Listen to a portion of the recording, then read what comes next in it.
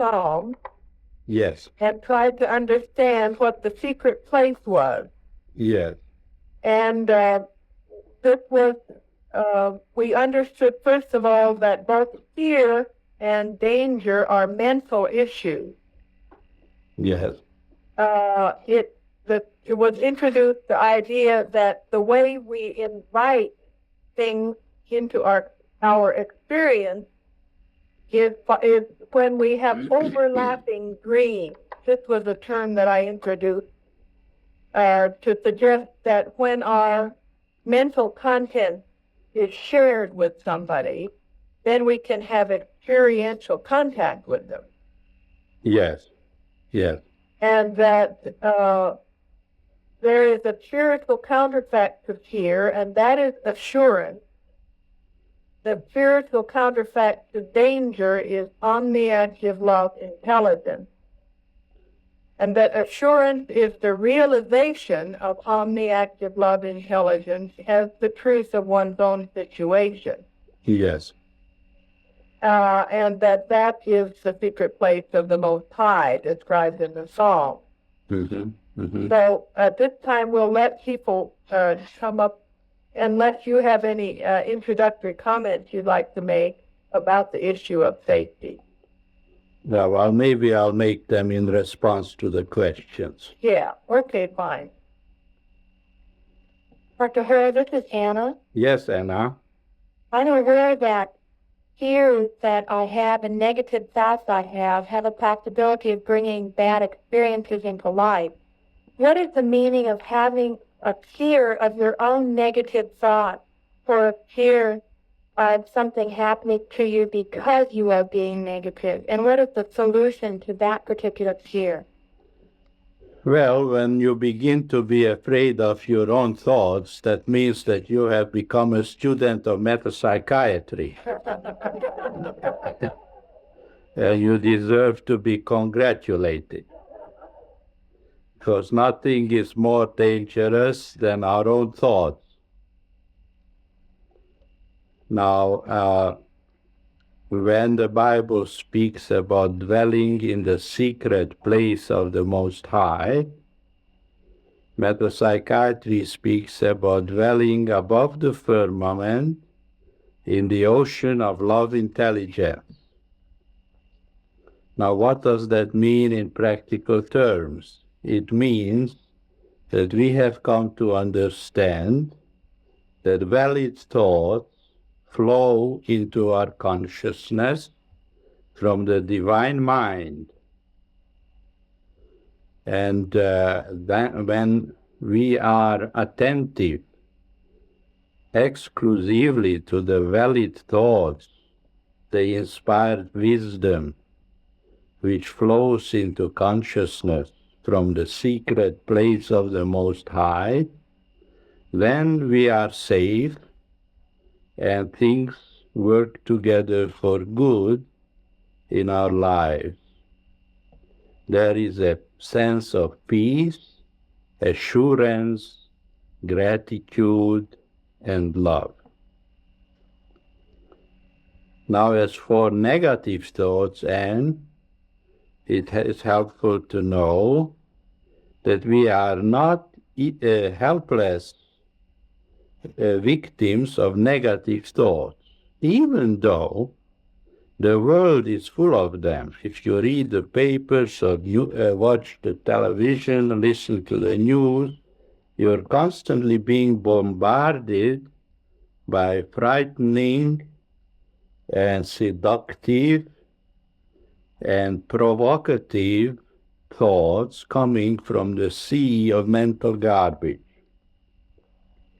But if you're a student of metapsychiatry, you can reject these thoughts and constantly turn your attention to the source of valid, intelligent, and constructive ideas.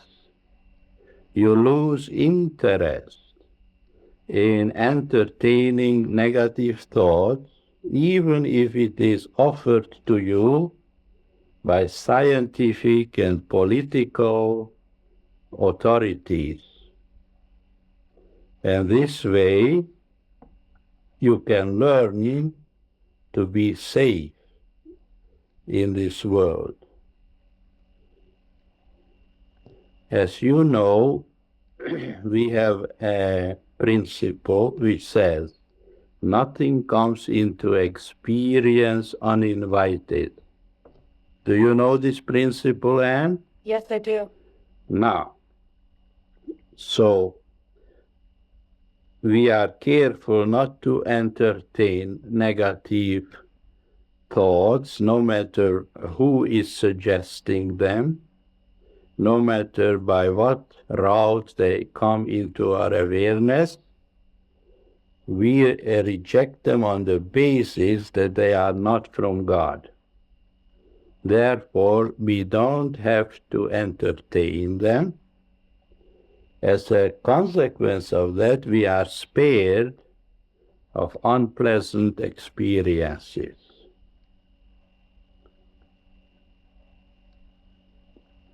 Thank you. You're welcome.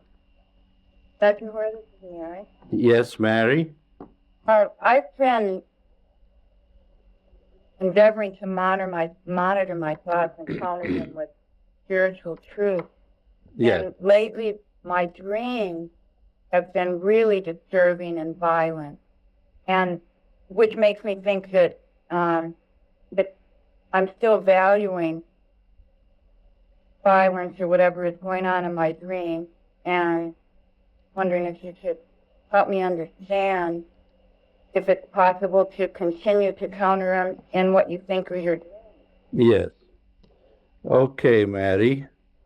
The question can be asked, what is it that makes us so interested in negative and in sexual and violent and unpleasant thoughts and dreams? As you know, dreams are just thoughts in pictorial form coming into consciousness during sleep. But the fact is that there is a strange attraction toward violence and fearful thoughts.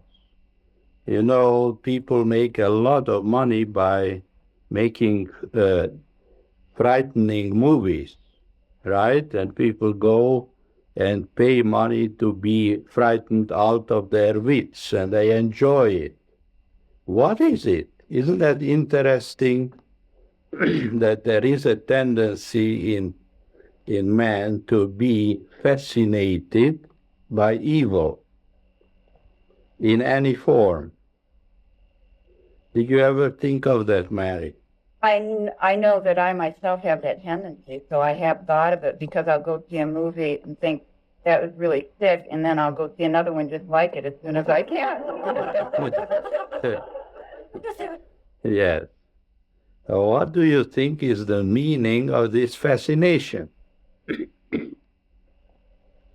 To keep up confirmatory excitement. Absolutely, that's right, Mary. You see, there is self-confirmatory value in it. But of course, you know that metapsychiatry teaches that self-confirmation is self-destruction, and self-destruction is self-confirmation. Once you understand that, then in the course of your progress in your studies, you will gradually lose interest in all self-confirmatory thoughts, regardless of their source, and grow in appreciation of existentially valid ideas coming to you from the divine mind. The Bible, in the 91st Psalm, there is a passage which says, "Because thou hast made the Lord, which is my refuge, even the Most High, thy habitation, there shall no evil befall thee, neither shall any plague come nigh thy dwelling." What do you think does this mean?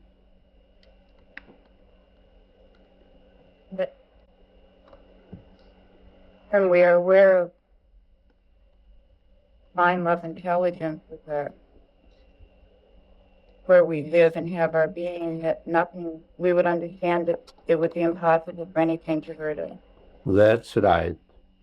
Now, some people think that the 91st Psalm is just childish fantasy, and there is really no way to be secure, and it is not really valid. But if they knew what it means, what the Bible means by dwelling place, what do you think does the Bible mean by speaking of dwelling place? Where we are, right, where our attention is focused, that is where our dwelling place is. What we dwell on, that's what we dwell in. So we are learning to maintain a constant conscious awareness of God's infinite presence as a source of intelligent ideas. And when consciousness is filled with the awareness of the presence of God as a basic and ultimate reality, then there is PAGL. And indeed, we are spared of many, many unpleasant and frightening experiences which are so common in unenlightened life. Thank you, Doctor. You're welcome, Mary. Dr. Hora, this is David. Yes, David. Although I am a recent student of metapsychiatry, in a discussion preceding this meeting, the statement was made that along the lines that it is prudent to have locks on our doors, even though we might have otherwise feelings of safety and assurance. Yes. And the truth in my particular case is I haven't had a door key to my house in the 15 years that I've been married to my wife. Yes. Not because she's kept me from it, but because we don't lock the doors at all. Yes. And have never suffered for that. Yes. I've always felt that everything would be just fine. Yes.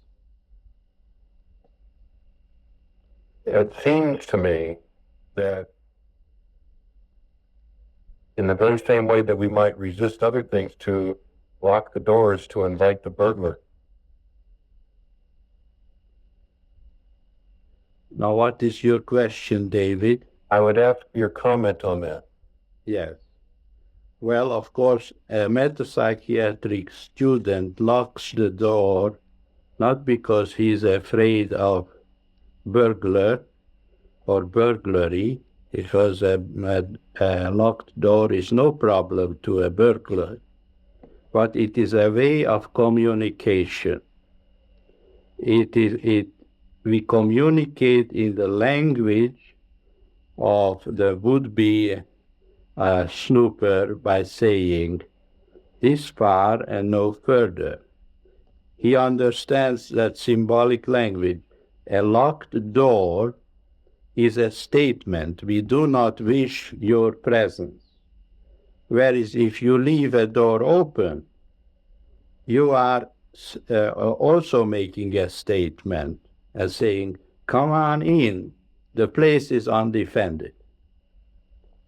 Actually, what you do if you don't lock your door is you place an irresistible temptation in front of some unenlightened individual who has tendency to snoop around.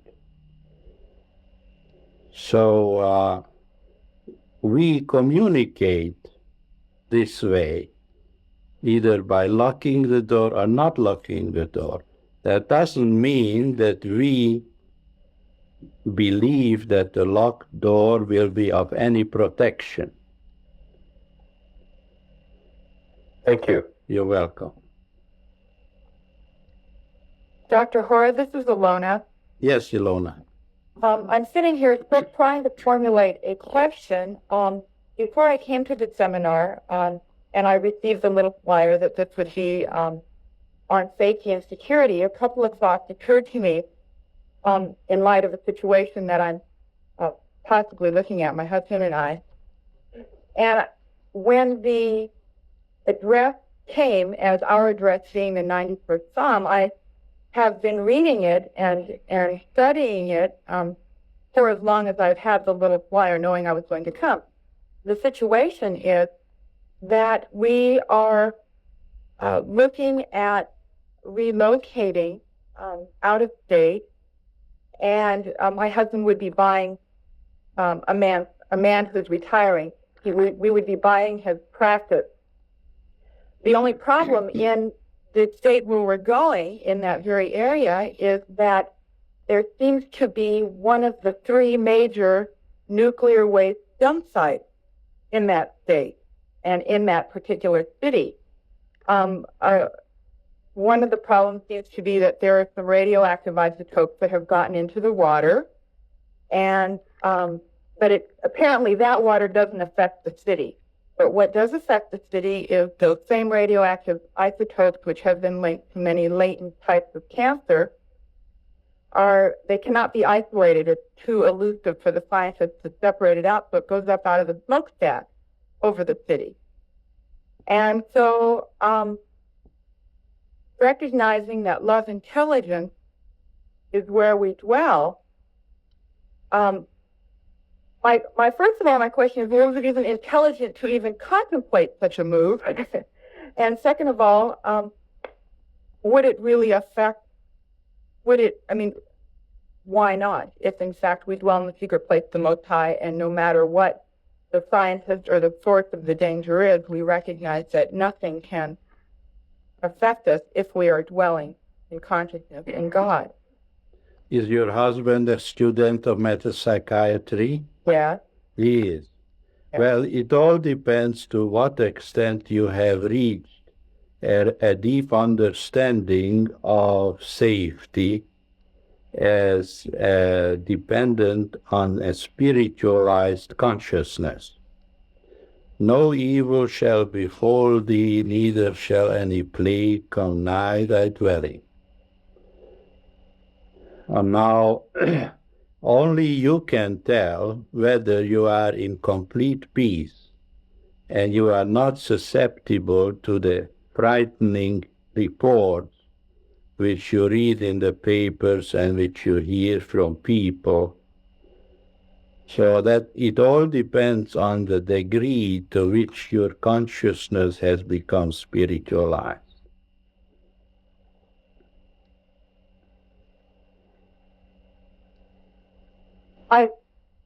I find myself, and I don't know why, I guess, but I find myself thinking that I should, even though I'm not particularly fearful of this phenomenon, the phenomenon of all this radioactivity going on, I feel like I should be more concerned about it than I am. Well, if you should be more concerned about it than you are, then you're in danger. Because whatever you're concerned about, that's what you're going to experience. The meaning of the 91st Psalm says that we must learn to be concerned about PAGL, rather than all sorts of reports which are intimidating people and filling their thoughts with anxiety and conjuring up all sorts of pictures of dreadful diseases. So it is a struggle against the adversary. The adversary is the devil, whose purpose in life is to prevent us from maintaining a constant conscious awareness of the perfect harmony of divine reality. in which we live and move and have our being. So you have to ask yourself, have I overcome the adversary?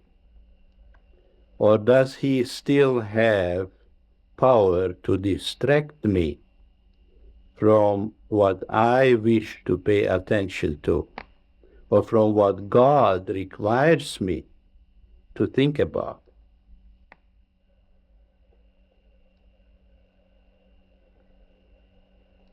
Thank you.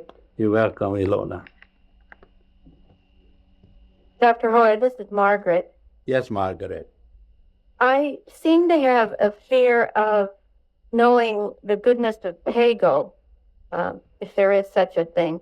I find that I get to a certain point in my life and goodness is just around the corner, or assurance is just around the corner, and I do everything possible to make it disappear through my own fear. For instance, losing weight, I get down a little bit and then I feel good about myself, and then the fear creeps back in again. And Fear of what? pardon? Fear of what?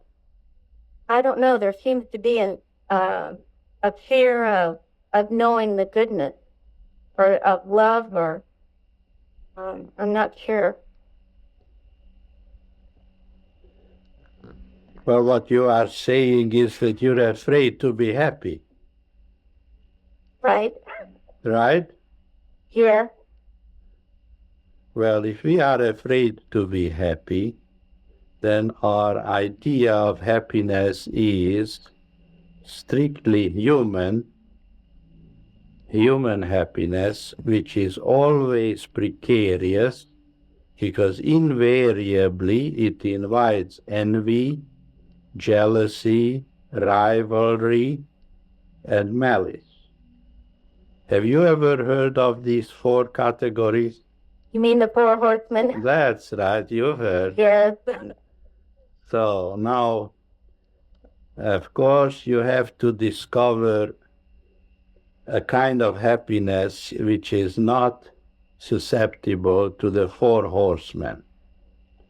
And this happiness at PAGL is this kind of happiness. It is spiritual happiness. It is not just feeling good. It is being aware of God's good, which is unassailable. As Jesus said, my peace I give unto you.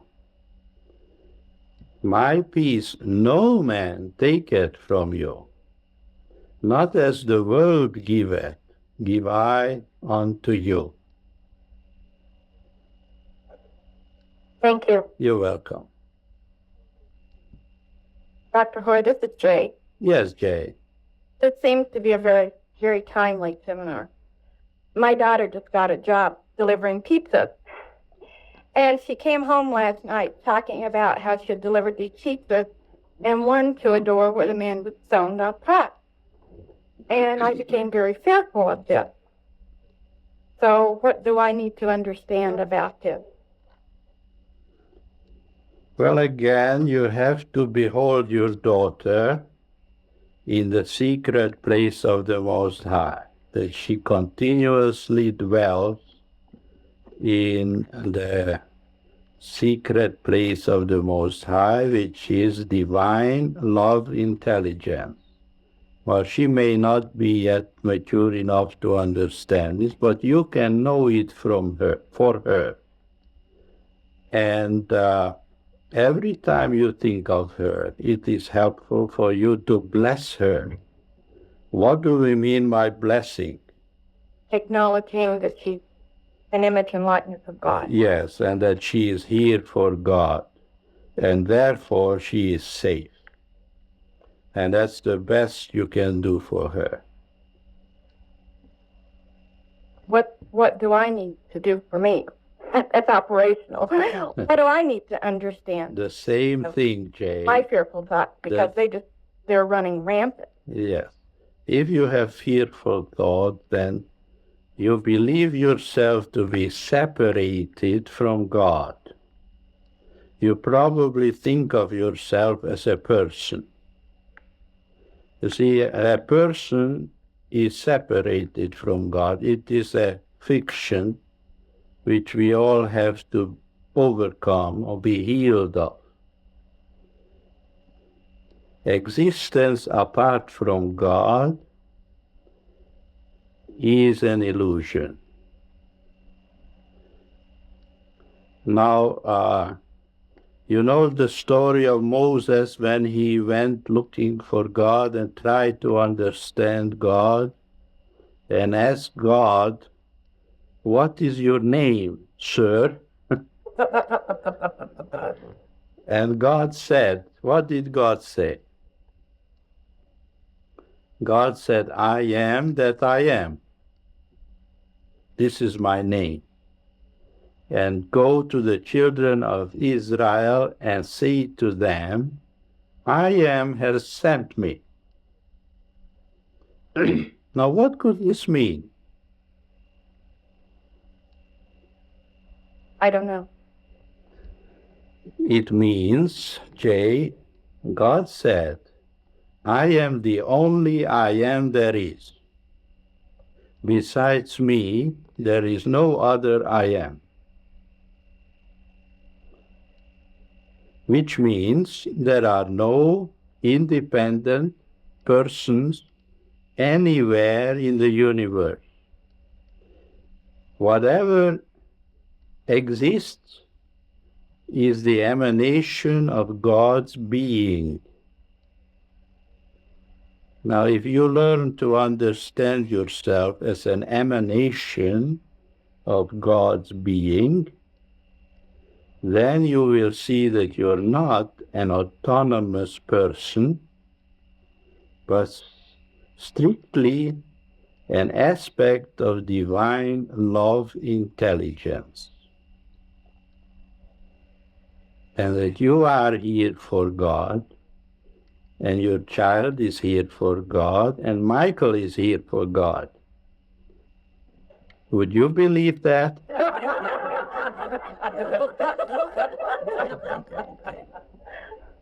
Depends upon what day it is. Today is Saturday. I said it depends upon what day it is. Yeah. I thank you. I will work with that. You're welcome. Thank you. Hello, Dr. Hora. This is John. Yes, John. A situation that we have in our home has come to mind during this discussion. My husband has guns in our home. And some of them are kind of a collection of hunting guns, but he also has a personal weapon, a handgun. Yes. And we've had a running argument about whether they should be in the home and whether it's any good. And it seems to me always that invites someone getting hurt or invites violence. Yes. But I have never made much of an impression on him, and Now, how did he get to marry you? up there. You must have made an impression. Yeah. No, anyway, when you were talking to Alana, what I had done was just kind of ignore the situation since I seem not to be able to do anything about it. Besides making sure that all the usual safety measures are taken, what could I see in the situation? But I don't see. What would help us see? You really would like me to tell you what to do about him? No, what I'm trying to see is something beyond either the presence or the absence of the guns in the house. Okay, so bless him, as you have learned in metapsychiatry. Just keep blessing him. You know what is meant by it. Yeah. Constantly affirming that he is here for God, whether he knows it or not. I got my own idea of, I'm really afraid of the guns. Yeah. I'm afraid of their presence in the house. Yes. Well, then you pray about your fear. I have the idea, I guess, that the guns can in some way hurt us. Yeah. Yeah. The Bible says, the fear of the Lord is the beginning of wisdom. What could that mean? It means the fear of the Lord means reverence for or awareness of the presence of God. So what does that have to do with the guns? Well, if I was aware of the presence of God, I wouldn't be afraid of guns. That's right. You see how simple it is? Yes. So whenever you start thinking about the guns, quickly turn your attention to God and acknowledge God's presence. People who are actively dying, as well as people who are in for immediate attention and leave healed. Yes, Kateri? And I'm not sure if this is going to come out as a question or as a comment, whichever it is. I hope you'll find something to respond to. I'm aware that these patients I visit, who probably fall into a category of the unenlightened ones, people who aren't exposed to metaphysical, existential metapsychiatry, and I myself am fairly new in studying it still. They still are grappling, but most likely unconsciously, with their fear of physical death. Yes. And I know I am still too, realizing someday I will not exist as I know myself. And that's not to take away from what my spiritual concept is of my life beyond. I do have a belief, and I do fall back on that. I'm just still caught up in feeling that fear of knowing I will not exist someday. And I don't want to speak for the other three comments, but I just seem to hear, the woman worrying about her daughter who is exposing herself to danger, and the woman who's exposing herself possibly to radioactive nuclear fallout, as saying something similar. And I wondered if you could comment on that. I mean, we are human beings in a spiritual dimension.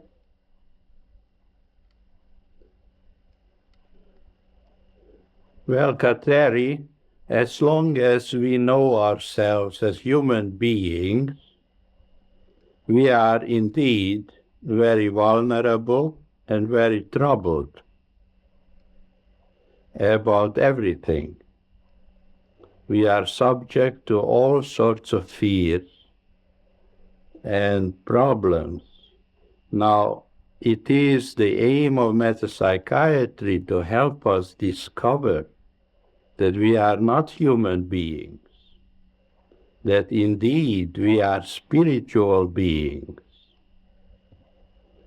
and we are being led on an ascending journey towards the discovery and realization of our identities as living souls, never born, never dying, hid with Christ in God.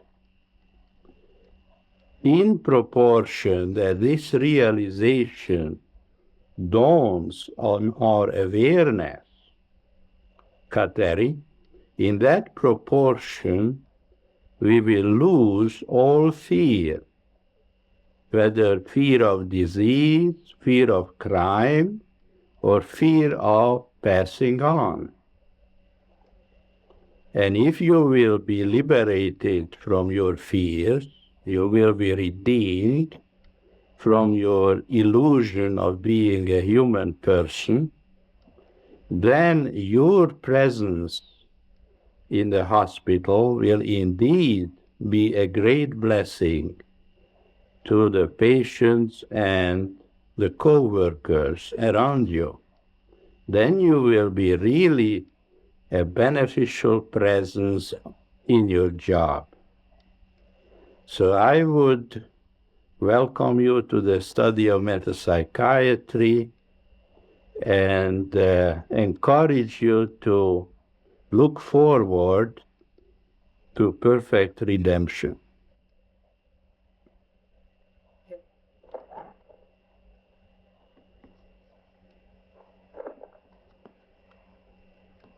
Well, I'd like to come back for a moment to Who are you? comments you made earlier. Who are you?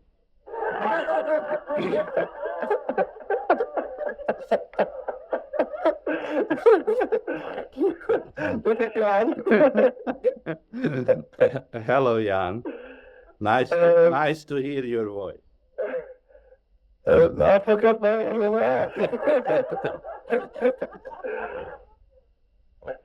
about the pursuit of excitement, self-confirmatory excitement. Yeah. It seems that a great deal of our that we may need to understand that a little better. In what way that endangers us, and what it is about the desire for excitement that invites a number of problems that have to do with safety and protection, maybe bodily injury and things like that. Could you elaborate a little more on what harm there is in the pursuit of excitement?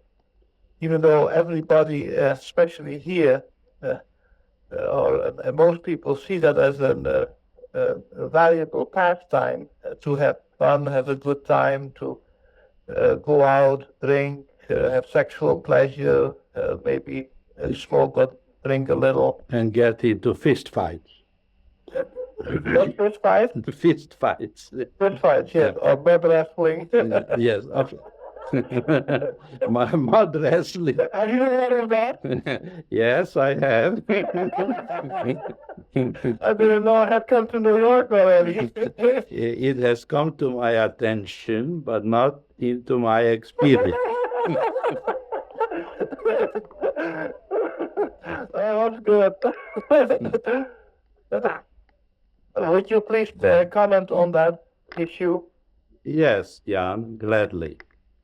In order to understand the attraction of excitement, and it's so very popular, and everybody would like to be excited and seeks excitement, because there is a human belief that excitement is synonymous with happiness.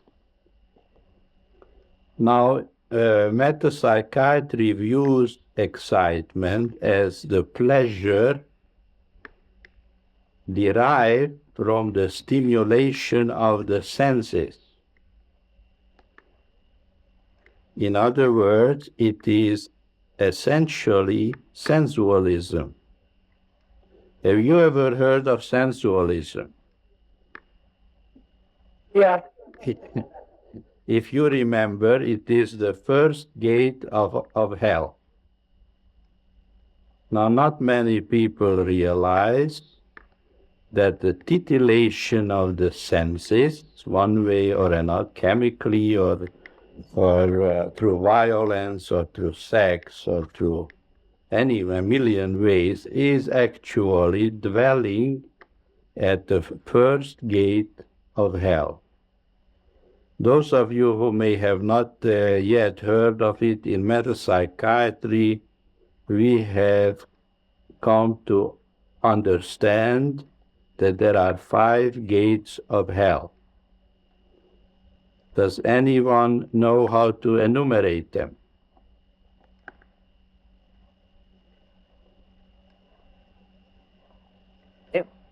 Doctor? Yes? This Michael. Yes, Michael. Are you an expert at the game?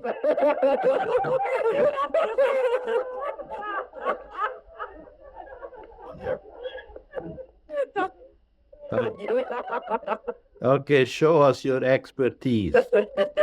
So just says that I am the gate. And Jesus said I am the way. The sensualism, the intellectualism, the materialism, personism, and emotionalism. That's correct, Michael. Thank you very much. You're welcome. So, excitement is sensualism par excellence.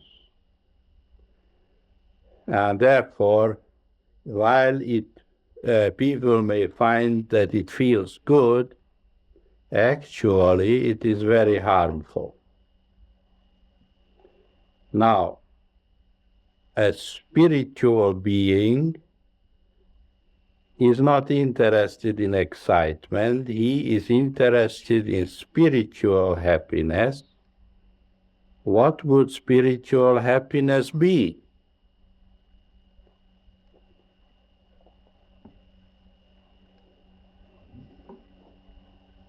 Nobody knows? With the harmony, the PAGL in the life. That's right. Vera. Yeah. Very good, Vera. I'm glad to see that you know all these things. Wonderful. Did you have a question too? Yeah. Excuse me, Jan, has your question been answered? Yeah, thank you very much. You're welcome. Okay, Vera, go ahead. Yeah, since I started studying the metapsychology, I start realizing I can't believe on the cause and effect thinking.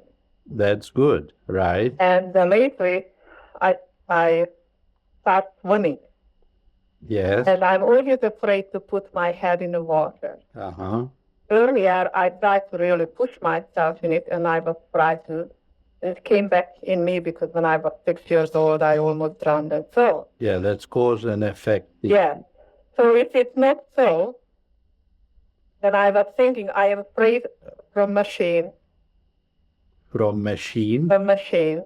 What do you mean? I like sewing machine. And I thought because I can't control it in the way how I want to. I see. Yeah. So maybe if it's just, it's clear in me, I would like to ask a clarification.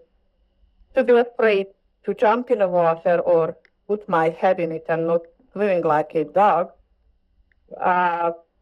because I can't control if I can't see. Yes. Yes, Vera, that's a very good analysis of the problem. And if I push my head in it without understanding, right, then you would not be in control. Uh-huh. So which says that you have a desire to be in control of your life. So even when I'm living, God would control me? Do you think that God doesn't like the water?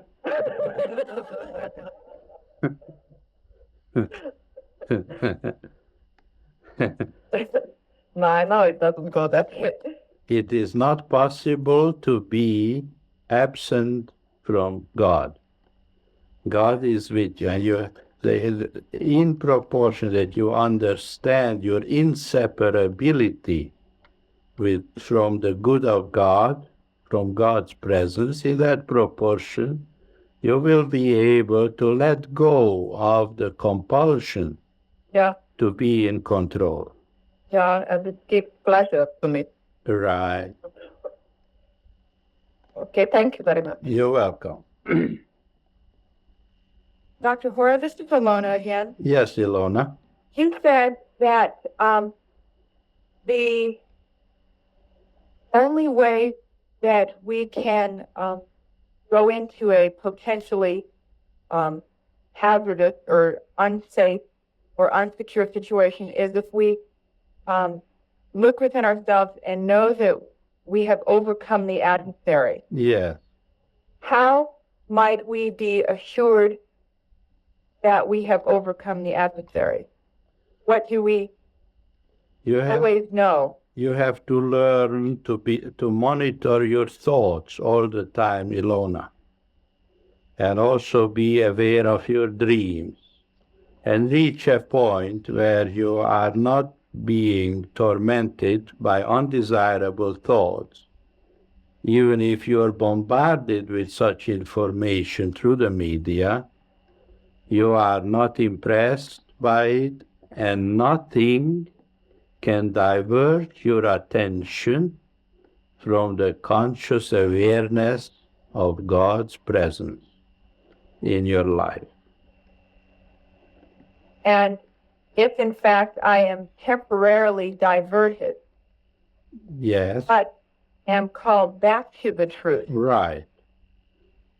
is that overcoming the act? Yes, the Bible puts it very nicely when it says, "In returning and rest shall be thy strength."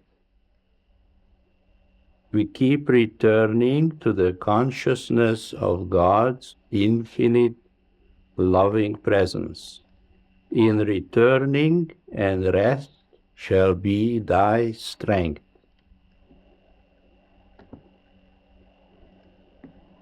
Thank you. You're welcome. Dr. This is Michael. Yes, Michael.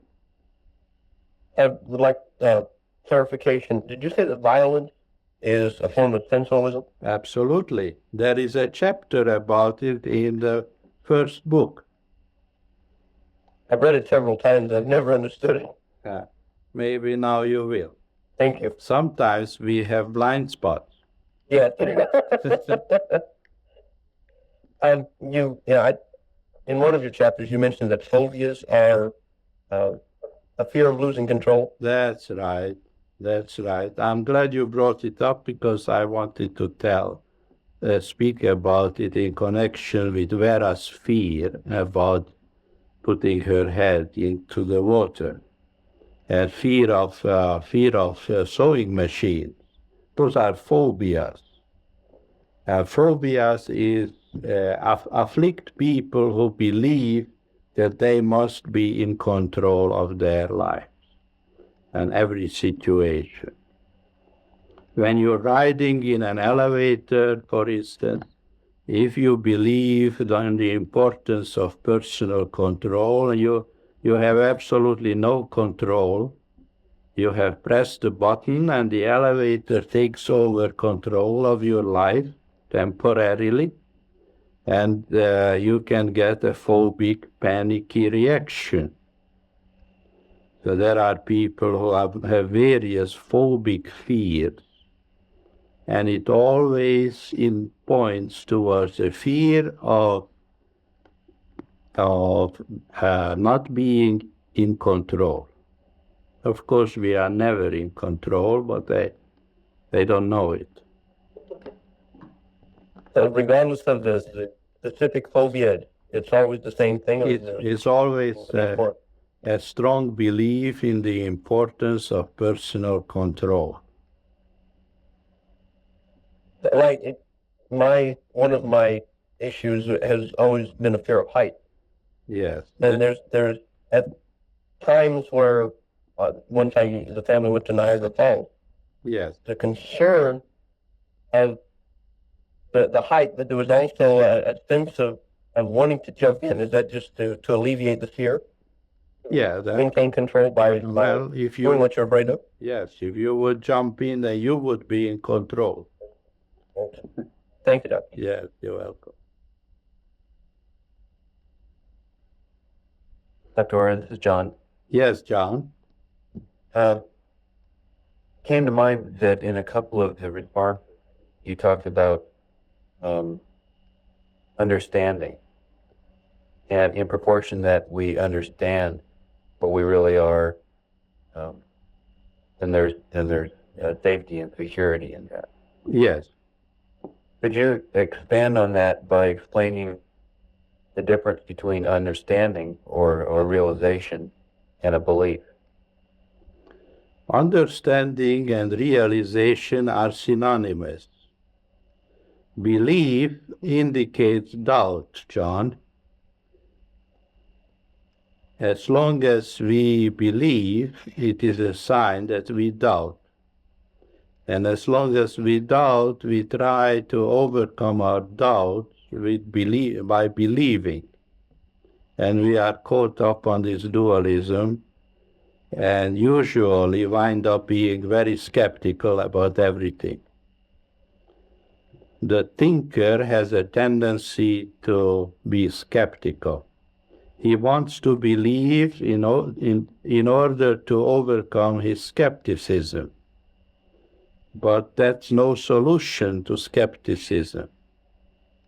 The solution is understanding and realization.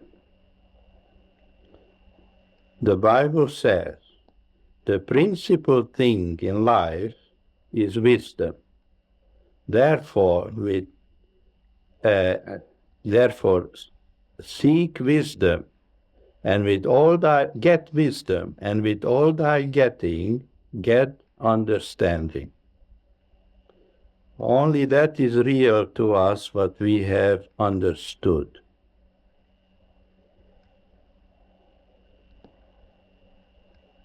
Is it possible that a belief in metapsychiatry, rather than an understanding of the principle, would be using metapsychiatry as a way of controlling our experiences?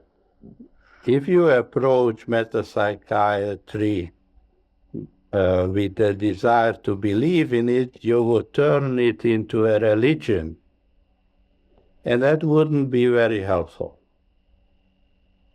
We discourage people from believing anything that is being said.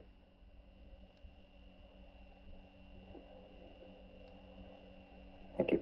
You're welcome. Dr. Hora, this is Linda. Yes, Linda. What you were just saying to John about it's not possible to believe without having a bit of disbelief in it. Right. Is it the same way with trust? We're taught to trust God in the Bible. Yes. But do we really not trust without mistrusting? And so that really what the Bible's talking about is understanding? That's correct. The Bible frequently speaks about believing and trusting, but we have to translate it into understanding, because only understanding and realization are existentially valid. Okay, thank you. You're welcome, Linda. Nice to hear your voice. Dr. Roy, this is Alexandra. Yes, Alexandra. When Vera was talking about swimming, I was thinking of what you said about swimming in the buoyancy of the ocean of love intelligence. Right. Right. And when Michael brought up the phobia subject, that was very helpful for me, because from the time I was a child, I had a phobia, a terrible fear of knives, to the point that I couldn't even leave a kitchen knife in the sink. It always had to be hidden away, or something, a dish towel put over it, even when I was grown and living by myself. One time I called a well-known radio psychologist to inquire about this, and she told me that, she asked me a few questions about my background and my parents, and particularly my father. And she said, well, no wonder, because she said, you're afraid that you're going to be stabbed in the back, and because you've been stabbed in the back in the sense by all these important people in your life. And somehow that sounded logical in a way, but it didn't feel right. It didn't seem that was really the answer. Yes. And what do you think is the answer?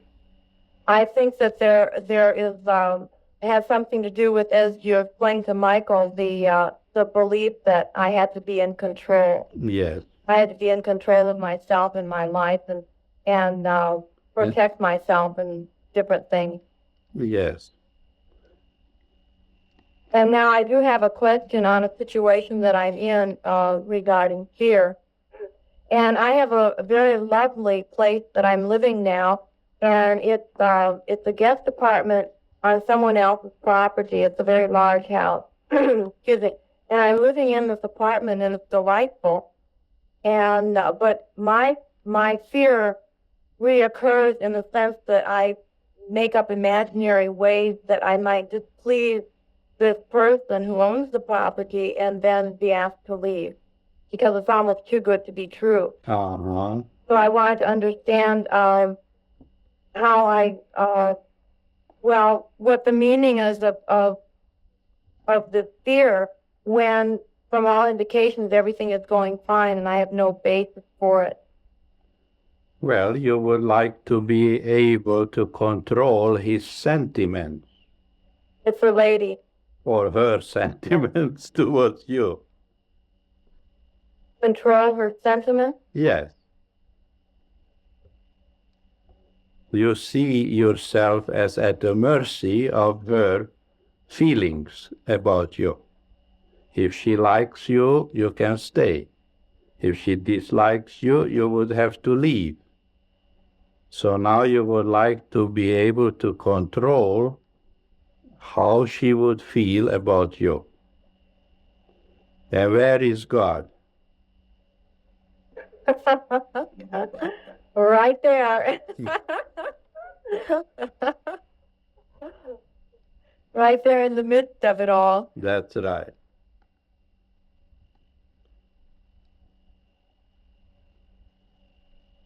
Thank you, Dr. Hora.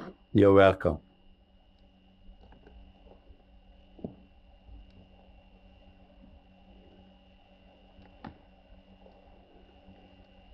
Dr. Hora, this is Patsy. Nancy? No, Patsy. Betsy, yes. I'm new here, and I have a question on something just came to me the other day on. I thought I had forgiven somebody, but they said in reading something in Dr. Peel's article in Guidepost magazine, it said if we're manifesting, we have forgiven, but we have not forgotten. Then what we have not forgotten comes manifesting in aches, pains, and so forth. And man, have I been bombarded with them. And how do I relinquish it totally? Well, if you have not forgotten, then you have not forgiven. Oh.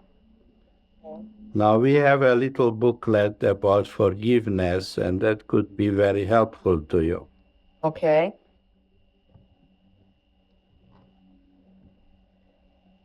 Thank you. You're welcome. Well, Dr. Hora, it looks like that we're at the end of our discussion. We thank you very much for all your useful comments. It was a pleasure. Bye, everyone. Bye.